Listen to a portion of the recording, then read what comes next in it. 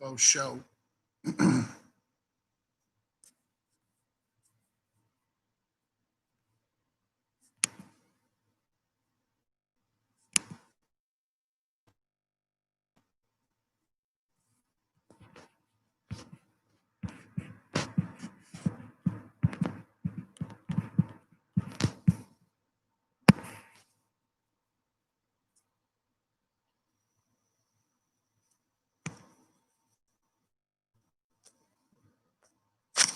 What's going on, people? First time for everything. Steve, my man, what's happening, brother? Can you guys hear me? No, weird. What's up, K9? I figured I just got my laptop working again. It's been down for a minute. So I wanted to see what would happen, you know.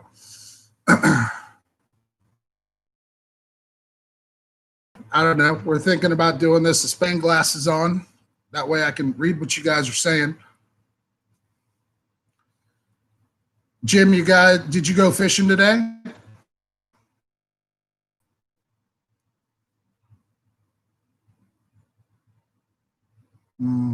Okay, good to know. Got to work on my internet signal here in the garage. No fishing today. Huh. I know Mike and Claude went, wondering if they got anything.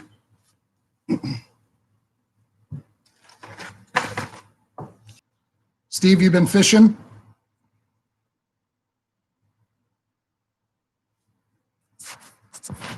Stable. I imagine you guys are getting lots of buffering. Do I sound like a robot? Yeah, it looks like my signal's pretty weak in here right now. Yeah, this is just a test, guys. We just wanted to see if things would work from the garage.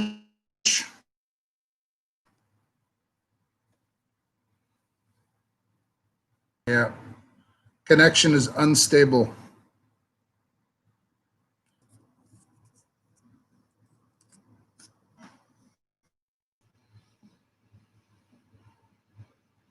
You're throwing swim baits.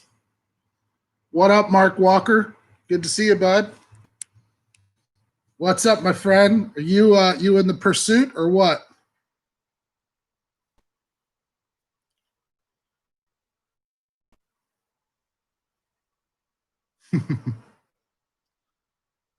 Yeah. Hey, Mark Schweiderman. Not sure if this is any better, man.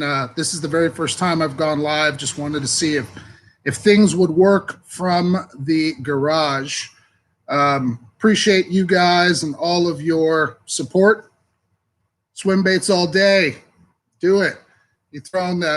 Steve, you throwing the 8-inch HUD or you throwing the 68 special or what?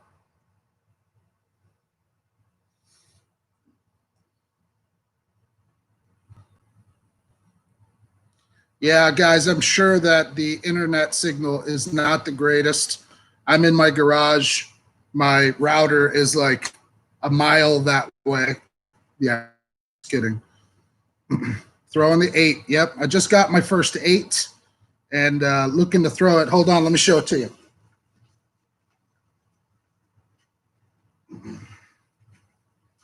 We've got a local lake here that they stock with trout, and that guy is going to be seeing some action at Fairfield Lakes. K9, Walker, you guys know what I'm talking about. Hopefully a wintertime giant will come off that guy. We'll see. Good deal. A lot better now. Cool. Right on. Steve Bullard, thanks for tuning in, man. Signal getting any better for you, or is it still a little wonky?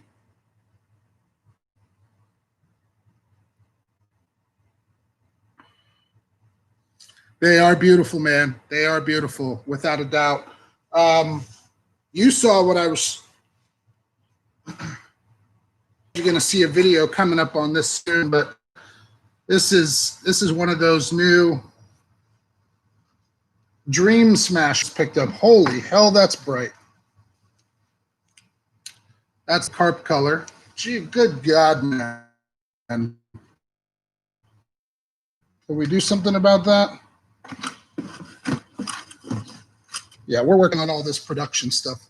But that's that new Dream Smasher swim bait. So you guys will see this in a vid, but I'll show you a little sneak peek, right? Here's the HUD 68 Special. It's a 6-inch Huddleston with a blunt nose. That thing's going to be way better than this. But time will tell. I'm concerned with how well is the tail going to move in the water, because look at how soft that HUD is compared to this guy. But we'll see. We'll be doing swim testing soon. You like that? You got to be dad, man. You got to be a good dad. You can revoke my man card. I was thinking about it before I went live, and I was like, screw it. Mostly everybody on here is a dad. So, yeah, that nose, man, that's one of the things that they were talking about, how it really bumps and deflects off cover really, really, really well. Walker fishing, you're lucky you got a son, man. You don't have to worry about stuff. Good God. So you guys know that we did a 250 subscriber giveaway. We've got a 300 subscriber giveaway coming up because we hit that number. Pretty stoked about that.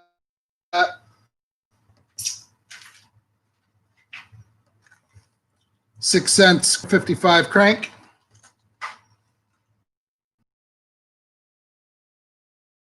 Lunker Hunt jerkbait and baby bass.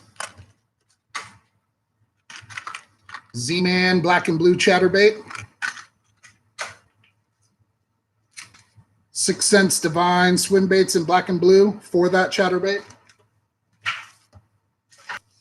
Some 6 cents Divine shaky worms and green pumpkin blue. Some moccasin lures, screw locks. Some 6 cents clouts. Some wide gap hooks. And a little Fish Lab bluegill swim bait. That's going to be the YouTube giveaway. We're going to do an Instagram giveaway too. Hopefully you guys can still hear me.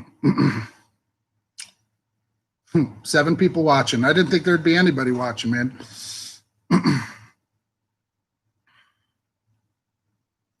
But I haven't been doing any fishing. I've been doing a lot of shopping and Christmas wrapping and lights and decorations and all that. Work's been crazy. So, life, it is what it is. Hopefully I didn't lose you guys. But Steve, I hope you go out and you fish in that lake where you got your PB yesterday, man. I hope you good luck to you, bro. I hope you hook into a giant. I hope you can boat him. Doing a Wabash tomorrow. Good deal. Yeah, man, it's a good giveaway. I'd be happy with it, I'd be super happy with it. I'm just looking to get some time on the water. I've been able to get out, 20 minutes here, 45 minutes there, working on some content for drop shots and shaky heads and drop shots and Ned rigs and stuff like that, some wintertime content, but I haven't been able to get out on the yak on any of the rivers, which is what I'd really like to do right now, but we'll see. Time will tell.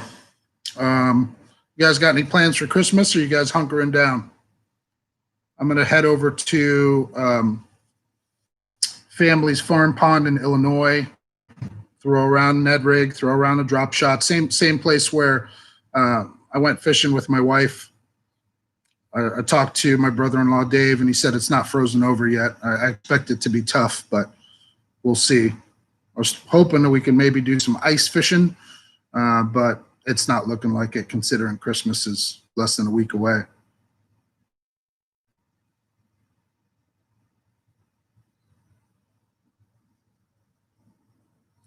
Mark, good seeing you, man. Peace out, brother. Be safe. If I don't talk to you beforehand, hope you and your family have an awesome Merry Christmas. Be safe out there. Steve, no worries, man. It might be my end, it might be your end. I don't know. You know, we'll try to work on things on my end a little bit.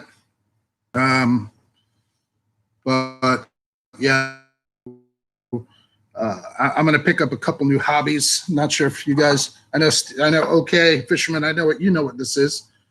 That's an airbrush, and I've got myself a little airbrush station set up here. That's where I'm sitting right now, and played around with airbrushing my first rat. That thing used to be bright purple and pink. Also been tinkering around with making some spinner baits. You guys got to love the painted nails.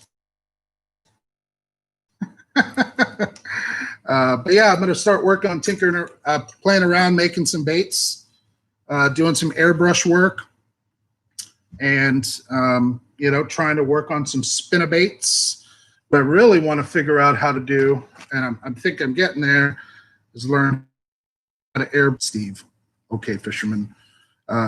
We've got a lake over here called Bicentennial Park, and I think that the biggest bass in there, I think they're eating yellow bass.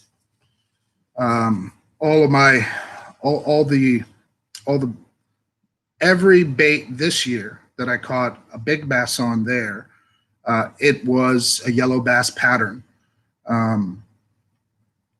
So that's something that I'm working on, trying to learn how to paint soft plastic baits. And I've been checking out different paints. And so hopefully that'll work out. Hey, Mark. Yeah, I've never caught a pike on a wake bait or a swim bait. I caught a November bass on that. I couldn't believe that.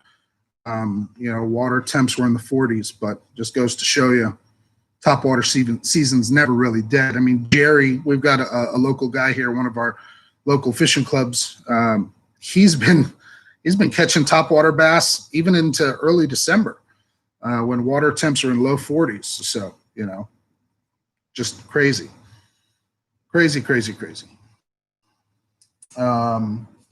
What else?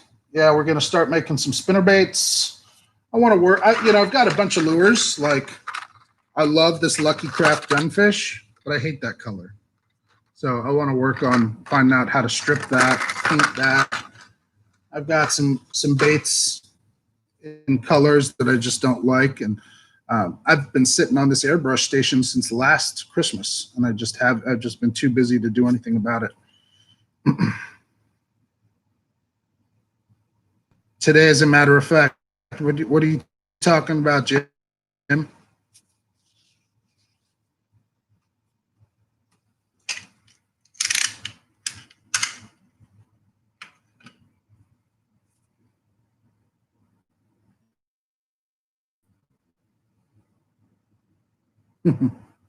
Yeah. Oh, yeah. Yeah. I saw that. I don't know if he got that on topwater. It looked like he got that on a jerk bait, but yeah, you know, regardless. But yeah, Steve, you're absolutely right, man. It never really truly stops. And yeah, I think at the end of the day, you just, at this time of year, you know, the bass are obviously grouped up and they're lethargic, but they're still eating. They may not be eating 4 times a day. They may be eating once every 2 days, but they are still eating. So if you find the bait, more than likely you're going to find the bass.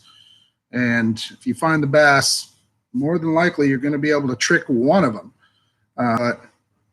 My successful winter baits that aren't finessey have been probably a rattle trap and a jerk bait.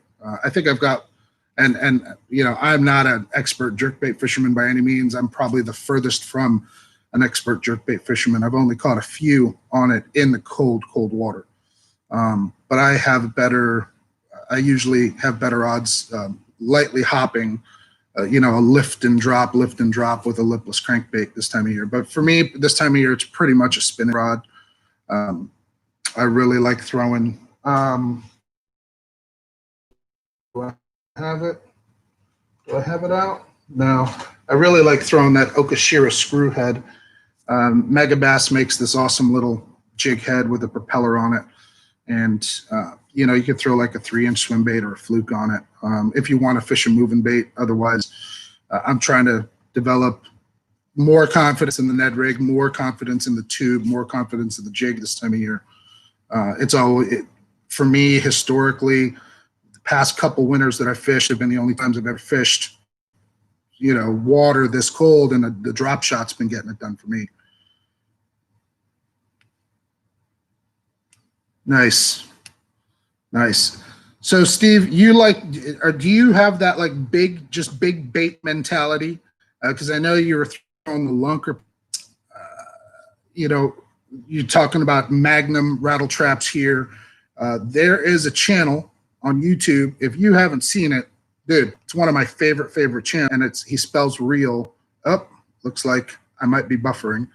It's called Keeping It Real Fishing, and he lives in New Jersey, and all he does, he was a regular, you know, he was a regular angler like us and through everything. And then one day he just decided that he was going to change up everything. If he was going to throw a jig, it was going to be the biggest jig they had. If he was going to throw a tube, it was going to be a 6-inch tube.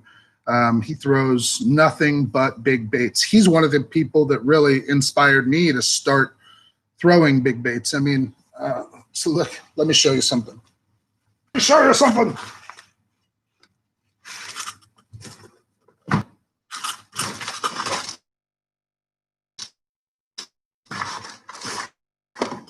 All right, so you know, I want to do that, and I still think about it a lot.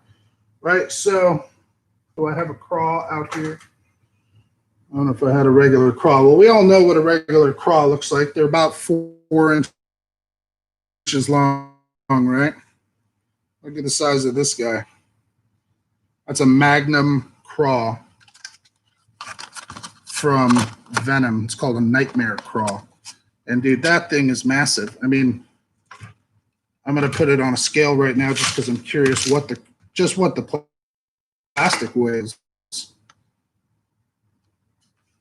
Yeah, the plastic weighs 1/4 of an ounce.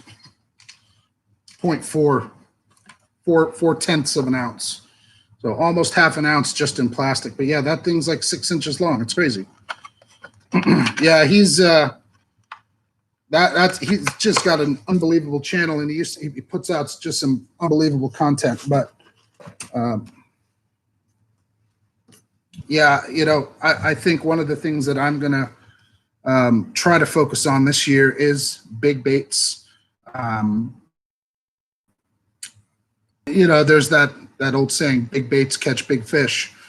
And don't get me wrong, I've caught big fish on small baits. One of my go-to baits, one of my go-to moving baits, I was catching 5-pounders on it out of retention ponds, you know, a year ago. But I do want to try to up my game, you know, Huddlestons and big glide baits. I think you guys have seen some recent stuff that I posted on that. But outside of that, just big baits in general. Oversized crankbaits. Like, I can't stand throwing a KVD 1.5, but I would throw something like that, a KVD 2.5. A couple of 6-inch topwater baits from Land Big Fish. You know, they weigh like 1.5 ounces. And I think that's pretty considerable to a lunker punker in size. But that's something that I do believe that I share that opinion that big bass have gotten big because they've gotten a little bit wise. You know, I'm not going to call bass a smart animal. I'm not educated enough to know if a bass is smart. 10, 15, 20 pound bass for no reason. Yeah, you know. So in my opinion, they generally hit the baits that are moving slower, or the baits that are more substantial of a meal, in my opinion. K9, see you later, buddy. Good. Thanks for jumping in.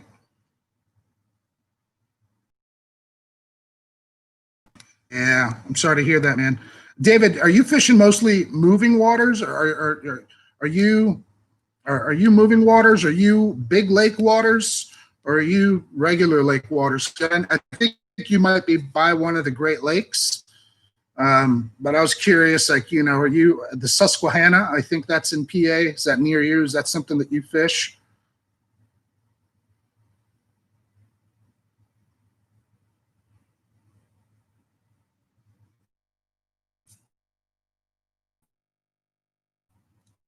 Went a little overboard on the tackle warehouse order.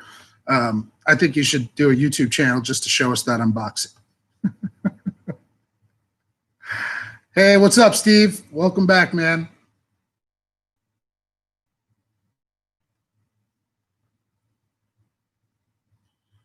From Pittsburgh to Erie. Okay. Okay, good deal. So I'm just going to imagine, I'm going to, and that's not all smallies. I'm going to imagine that's largies and whatever else is in there. But are you primarily targeting smallmouth? Because bass as much as I can and get better at the big bait game and focus on smallies. Here, moving water.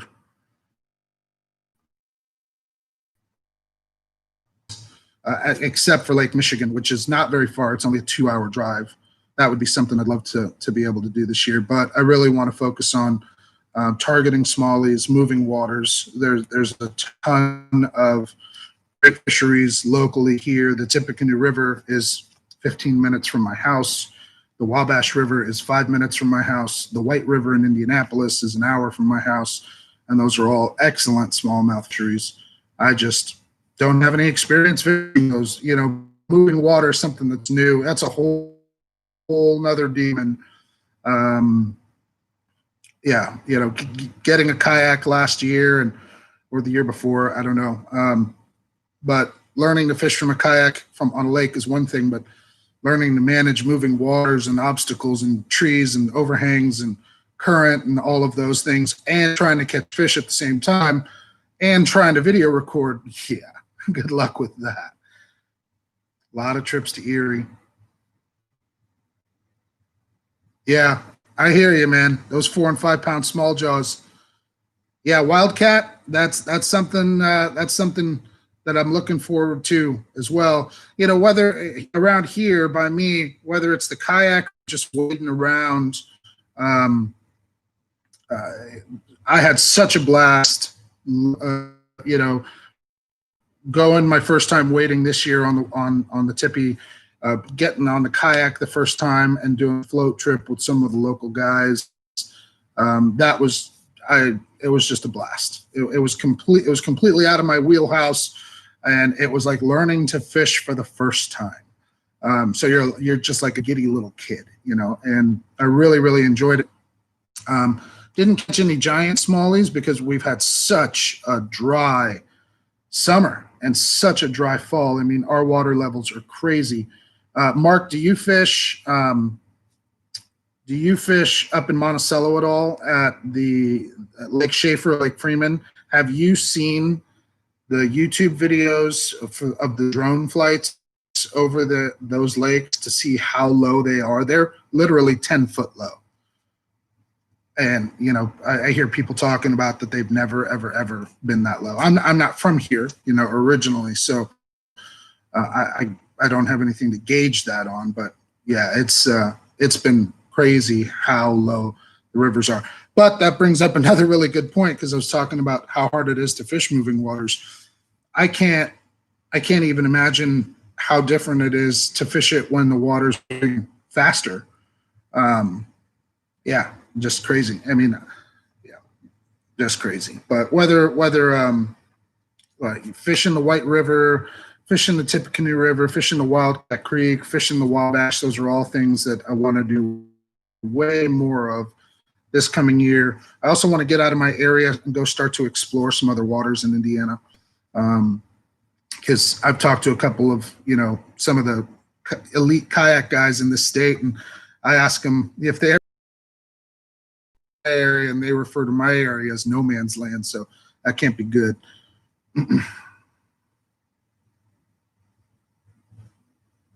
Right on, man. Mark, are you close? Are you close to here? Are you close to the Lafayette, West Lafayette area?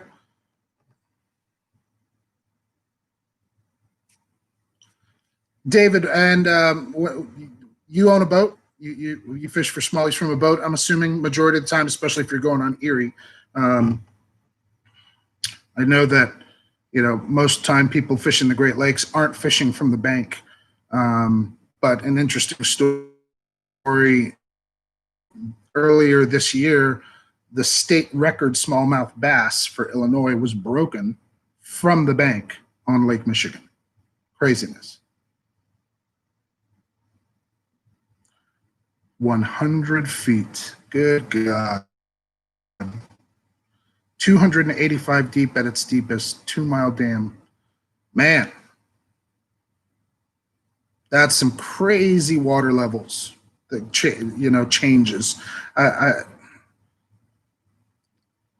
The amount of fish you think in a situation like that, Steve, where you're talking about a lake dropping 100 foot, and they doing that on an annual basis. Is that the winter drawdown?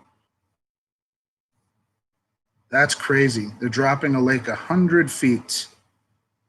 The amount of animals that have to move, or migrate from, home. I wonder if they even migrate up into those shallow areas have to for spawning and things of that nature. But maybe in a lake like that, they truly are.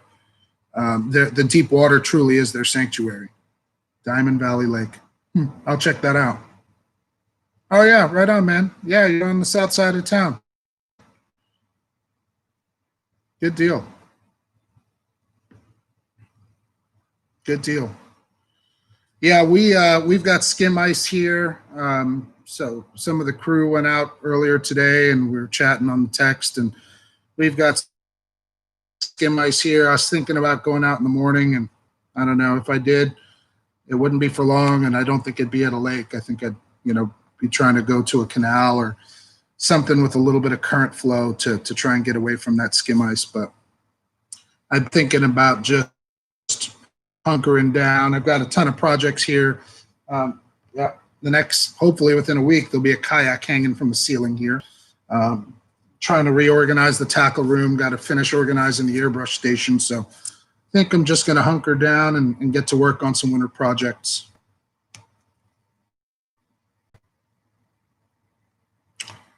5-inch lucky. 5-inch lucky 13 in black on the rivers are underrated. It's a big bait. Smallmouth love them. Anybody else here fish them? 5-inch lucky 13. Is that a hard bait? Topwater bait? Smallmouth people are, I think people are nervous about throwing big baits for bass in general, just because we're used to throwing small stuff. We're used to throwing this. But we were doing work for a customer and who lived right on the lake, and I just happened to have my rods in my truck. I was like, "Hey man, you mind if I go toss a lure off the back porch?" And he's like, "No, go right ahead." And I caught a couple smallies there. It weighed almost 3 pounds, but it ate a 6-inch swim bait like that, like nothing. I see anglers catching smallmouth on big baits all the time, glide baits. That's something that if I'm going out fishing the river, I'm going to have some small baits with me. I'm going to have a Ned rig. Most likely it's going to be a Helgramite, right? I'm probably going to have a Mepps inline spinner. I'm probably going to have a finesse swim bait, but I'm also going to probably have a whopper plopper, a big whopper plopper on there, and probably a big glide bait, and probably a jig. Those are, there's a lot of good smallmouth anglers up here, and a lot of them will swear by black single-bladed Colorado spinnerbait when the water's muddy.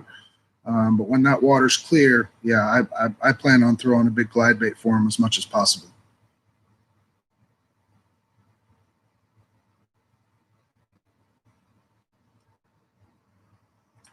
Yeah, David, I would never imagine, I would never I used to live downtown Chicago, and I've seen how rough that water gets. I would never put my kayak on a big body water like that.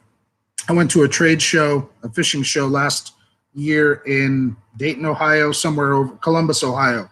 And there's a guy there doing a kayak demonstration. Excuse me. And he only fishes Lake Erie from his kayak, but he's got, a 16-foot ocean kayak. And he's one of those guys that has one of those huge whole body suits. He's like serious. And I think he even has like a trolling motor on there, and he trolls off of his kayak. But yeah, I would never think about taking my little 12-foot away. No, no. You could put me on, put me on a 20-foot center console, with a couple of twin Yamahas on the back, and I would feel way safer. Yeah, Mark, I've heard about the Kankakee. My brother-in-law, Bobby, lives in Kankakee, Illinois. I've heard good things about it. It's also filled with Asian carp. There's a lot of good creeks around here. Wildcat's good. Big Pine is good. You just got to find those areas. Obviously, the further away you can get from towns like Lafayette and West Lafayette and Attica, the less pressure you're going to find. Steve's caught bluegill on 8-inch 5-ounce swim baits. I don't doubt it, man. If there was a 20-pound bluegill, it would be the most sought-after game fish, sought-after freshwater game fish, because those things are aggressive and nasty and fight like all get out. You imagine like a bluegill that big, just crazy.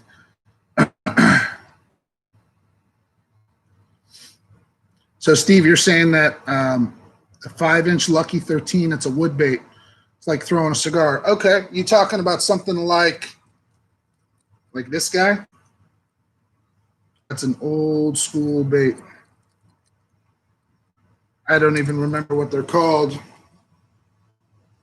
They're pretty popular in Florida. I mean, you guys can tell how old that is just by looking at the hooks, right? Those are saltwater hooks, but that's a freshwater bait.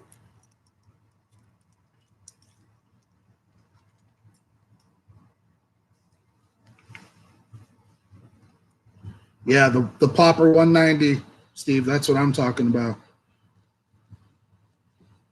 You know what? I think Owa did a video too. Another topwater bait I really want, especially for smallmouth, is that Depths Buzz Jet. There's a Facebook page, Everything Topwater, and Will Pellerin, one of the admins on there, he throws a Buzz Jet and a Popper 190 for smallies, and every single year, guys pulling 20 to 22-inch fish out of rivers on baits that big.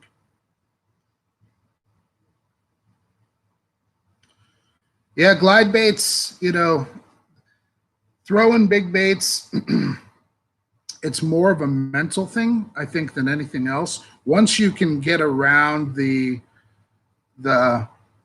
you're not going to get tons of bites. If you go out and throw a 4-inch K-Tech swim bait, you're going to get way more bites than if you go and you throw an 8-inch Huddleston.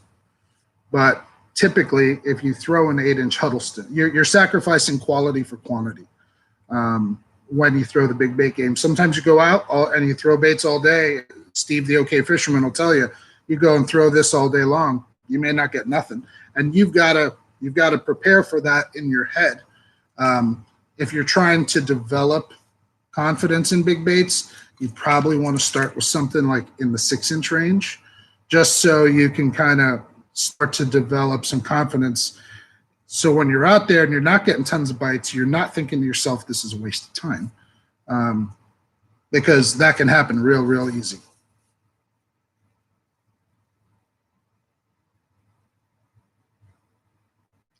Steve, have fun in the Keys, man.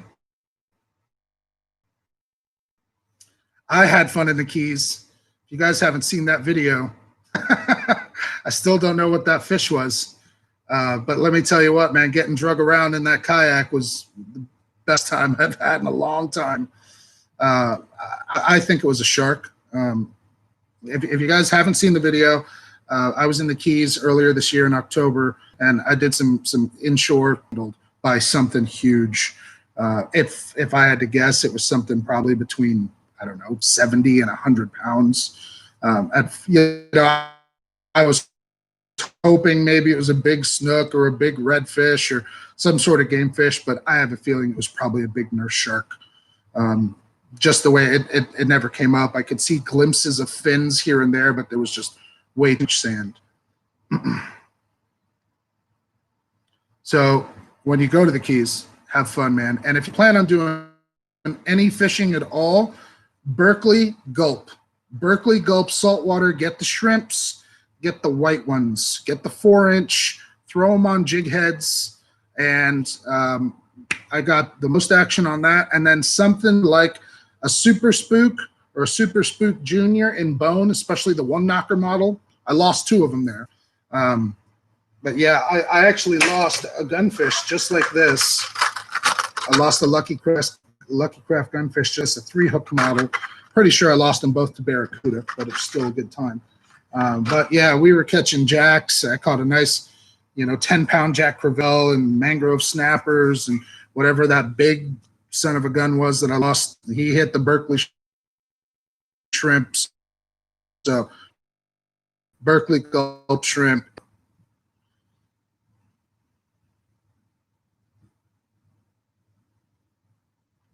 Yeah, it is. It is an addiction, especially when you draw, when you move those big fish, throwing those big baits.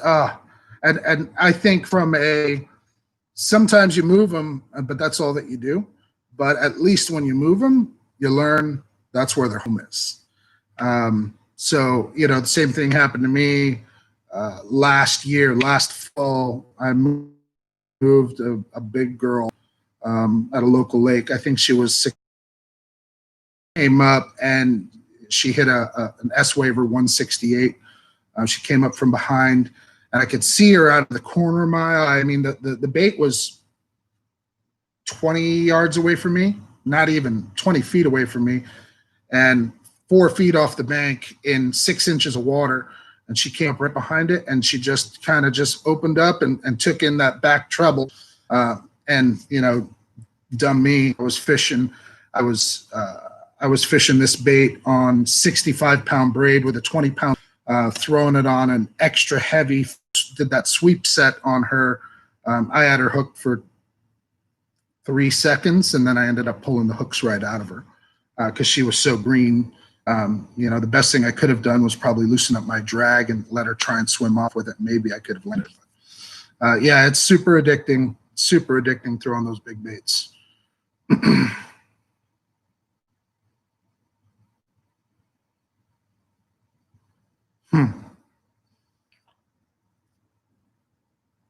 Wait till you see the bluegill from Diamond Valley Lake. Google Diamond Valley Lake fishing, then click pics. Some of the bluegills are almost the size of volleyball or basketballs. Wow. Yeah. I mean, I've seen some really big bluegills in my day growing up in South Florida. I've seen bluegills probably the size of both of my hands. Yeah, that's probably about right. I mean, just massive. They probably weighed 2 pounds, but I couldn't imagine a 20-pound bluegill. That's just crazy. I couldn't imagine what a 20-pound bluegill would fight like.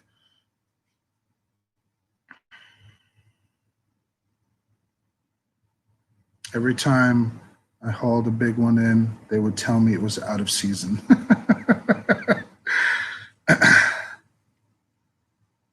Yeah, Mark, I doubt it was a tarpon. I doubt it was a tarpon. If it was a tarpon, it would have come up. I mean, I've caught and landed tarpon. I got my first tarpon off of Deerfield Pier when I was a teenager. She was about 90 pounds. That was a heck of a fight. And you want to talk about throwing big. I've often thought about walking up to the meet up with some buddies and bringing my big 9-foot surfing rod and throwing swim baits from it.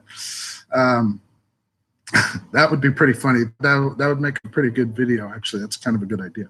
I highly doubt it was a tarpon because he would have come up, he or she would have come up and head shakes that fish in that video was going over and through some pretty jagged jetty areas. So what you guys couldn't see a lot of in there was that I was fishing around a jetty where boats come in and out so they can park in the intercoastal. So there was tons of submerged rocks, big rocks, and deep water and shallow water. And that thing was, yeah, no way. I've never seen a tarpon fight like that.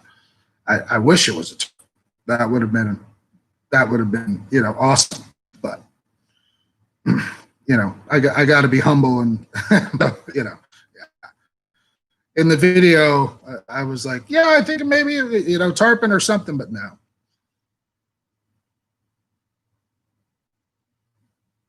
Free guide and free place to stay. Where do I sign? Find me a babysitter.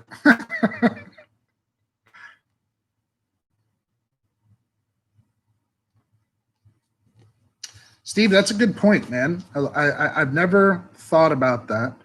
Not the dink thing, but I feel like plastics cost more than big baits because you burn many bags of plastics on fish that aren't worth the cost, but big baits can last.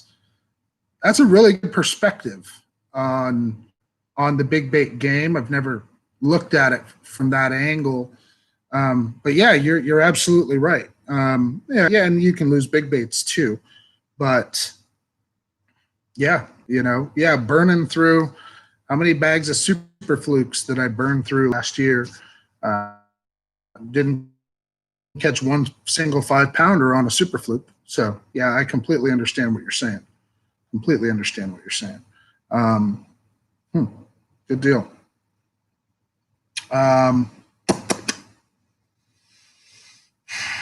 Yeah. So guys, I think I'm probably going to jump off of here. Man, I really appreciate you guys coming on and hanging out with me. This was cool. This was fun. I think we're going to try and do this more frequently, especially this winter. But I'm definitely, at least I know some of the things I need to work on. We're trying to boost my internet signal out here and working on getting some better lighting. I sound like the bait man. I need a ring light. But I really appreciate you guys coming on here, hanging out with me, chatting. Hopefully you guys get to go out and do some fishing soon. David, and it doesn't sound like you're going to be doing it anytime soon, man. So hopefully you can live vicariously through these YouTube videos. I know that not my YouTube videos, but people are going catching big fish. But hopefully you can live vicariously. And hey, each and every one of you guys, thanks for hanging out. I hope you and your families have an awesome Merry Christmas. Please stay safe out there. And hopefully next time you guys see me, it'll be either in the water or in the tackle room. But I'm out of here. Peace out, guys. Have a good one. See ya.